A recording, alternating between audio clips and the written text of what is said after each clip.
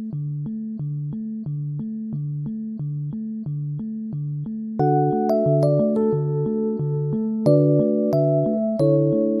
का अपना टॉपिक है गुरु नानक देव। गुरु नानक देव के बारे में हम सब अच्छे से जानते हैं कि सिख धर्म के ये क्या थे, संस्थापक थे। तो सिख धर्म के संस्थापक, सिख धर्म में 10 गुरु हुए थे, जिनमें से पहले गुरु कौन थे?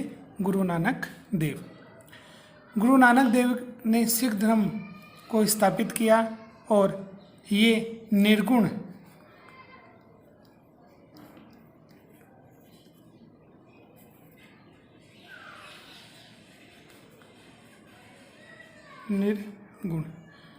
निर्गुण जो भक्ति थी, निर्गुण भक्ति धारा, उसमें क्या करते थे? विश्वास करते थे। इनका मानना था कि ईश्वर का न तो कोई रंग होता है, न कोई रूप होता है, न कोई आकार होता है। तो निर्गुण भक्ति की,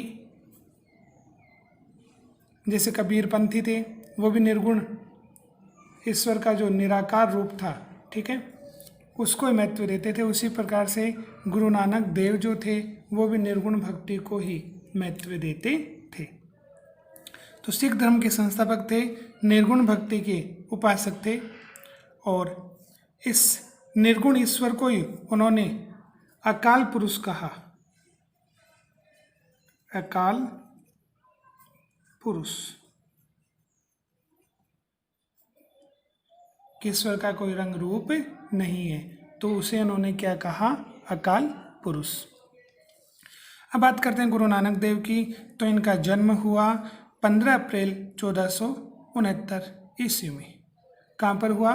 तलवंडी। ये तलवंडी वर्तमान में कहाँ पर है?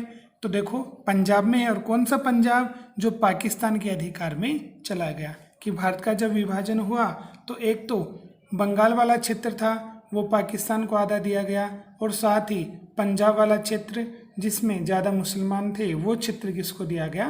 पाकिस्तान को दिया गया। तो पाकिस्तान के अधिकार में जो पंजाब का क्षेत्र गया, उसमें स्थान आता है तलवंडी। वहाँ पर 15 अप्रैल 1469 ईस्वी में गुरु नानक देव का क्या हुआ? जन्म हुआ। इनकी पत्नी की बात करें तो इनकी पत्नी का नाम था सुलखनी। तो सुलखनी से गुरु नानक देव का क्या हुआ? विवाह हुआ। गुरु नानक देव की रचनाओं की बात करें तो इनकी रचनाओं में जपू जी, पट्टी, आरती, रहीराम, 12 मास, ये इनकी प्रसिद्ध रचनाएं रही हैं। अब बात करते हैं भारत भ्रमण, कि गुरु नानक देव ने भारत का क्या किया? भ्रमण किया। और भारत का भ्रमण उन्होंने किसके आधार पर किया? किस चीज़ को उन्होंने अपने भारत भ्रमण का आधार बनाया? तो मानुष की जात सबे एक, कि मनुष्य जो हैं उनकी जो जाति है वो सबकी क्या है? एक है। मनुष्य के आधार पर अंतर नहीं करना चाहिए। किसके आधार पर? जाति के आधार पर। कि ऐसा नहीं कि मनुष्य की जाति बना दूं। तो मनुष्य नाम अगर आपने लिया है तो सभी मनुष्य क्या हैं? एक हैं। इसका उन्होंने प्रचार प्रसार करते हुए भारत का क्या किया? भ्रमण किया।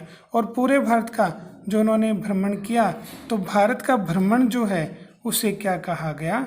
उदासियाँ कहा गया। तो उदासियों से अभिप्राय है कि गुरु नानक देव ने भारत का जो भ्रमण किया तो उसी को क्या कहा गया?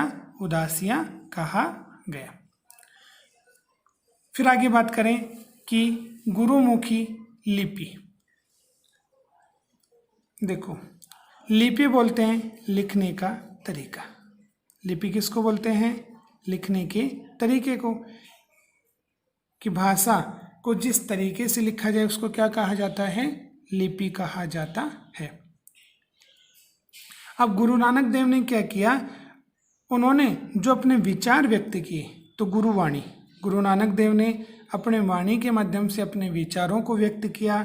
उन विचारों का संकलन करके उसे जिस लिपि में लिखा गया उसी को गुरुमुखी लिपि कहा गया। तो इनके जो शिष्य थे जिनका नाम था अंगद, इनके शिष्य का क्या नाम था? अंगद था। ठीक है। जो आगे चल कर के सिख धर्म के दूसरे गुरु हुए थे। तो इनके जो शिष्य थे अंगद, उन्होंने इनकी जो वाणी थी, इनके जो उपदेश थे, उन उपदेशों को एक लिपि में लिखने का कार्य किया। उस लिपि को कहा गया गुरुमुखी लिपि।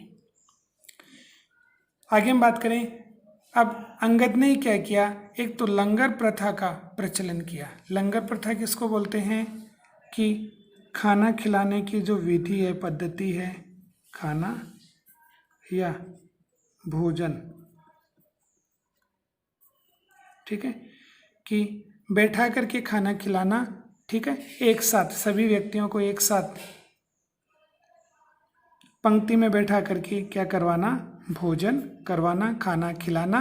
वो जो प्रथा थी उस प्रथा को लंगर प्रथा कहा गया और इसका प्रचलन किसके माध्यम से किया गया, ठीक है, अंगद के माध्यम से किया गया। फिर बात करते हैं मंझियाँ।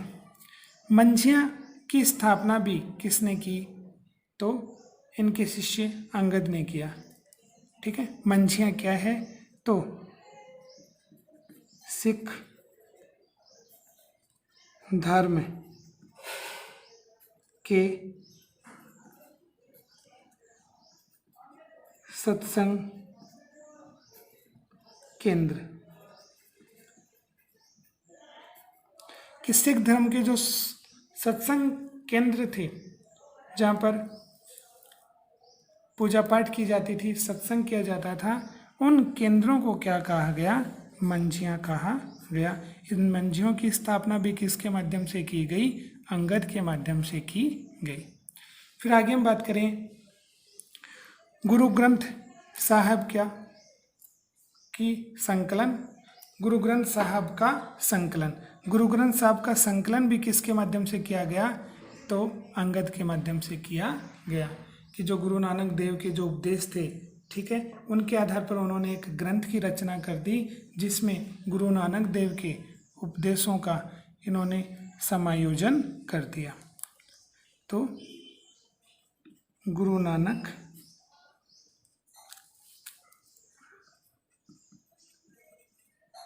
देव, गुरु नानक देव के जो उपदेश थे, उन उपदेशों का संकलन करके उन्होंने एक ग्रंथ की रचना कर दी, उसी को गुरु ग्रंथ साहब कहा जाता है। फिर वाद्य यंत्र की बात करें, वाद्य यंत्र, ठीक है, तो देखो गुरु नानक देव का एक प्रिय शिष्य था जिसका नाम था मर्दाना। मर्दाना क्या था, गुरु नानक का प्रिय शिष्य।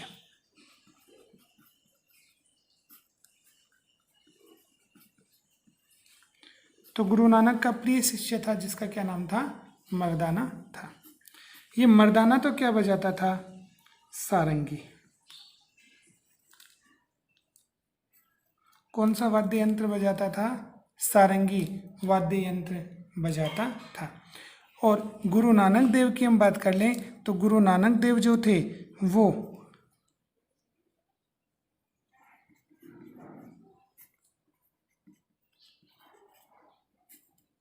क्या बजाते थे, रबाब। तो गुरु नानक देव रबाब के माध्यम से गीत गाते थे और इनके जो प्रिय शिष्य थे मर्दाना, वो क्या बजाते थे, सारंगी बजाते थे। तो ये तो हमने बात की वाद्य यंत्र की। आगे हम बात करें गुरु नानक देव की मृत्यु की। तो 1538 ईस्वी में करतारपुर में गुरु नानक देव की क्या हो गई, मृत्यु हो गई। अब देखो जन्म तो गुरु नानक देव का कहाँ पर हुआ था, तलवंडी में। तलवंडी में क्या हुआ, जन्म, और मृत्यु कहाँ पर हुई, करतारपुर में, ठीक है। तो ये जो तलवंडी है वर्तमान पंजाब के, पंजाब में है और पंजाब किसके अधिकृत है, पाकिस्तान के अधिकार क्षेत्र में है। इस तलवंडी को वर्तमान में किस नाम से जाना जाता है, तो तलवंडी को वर्तमान में ननकाना साहब, ननकाना साहब या साहिब। तो ननकाना साहब के नाम से किसे जाना जाता है? तलवंडी, जहाँ पर गुरु नानक देव का क्या हुआ? जन्म हुआ। तो इस प्रकार से गुरु नानक देव के बारे में हमने आज थोड़ा सा अध्ययन किया।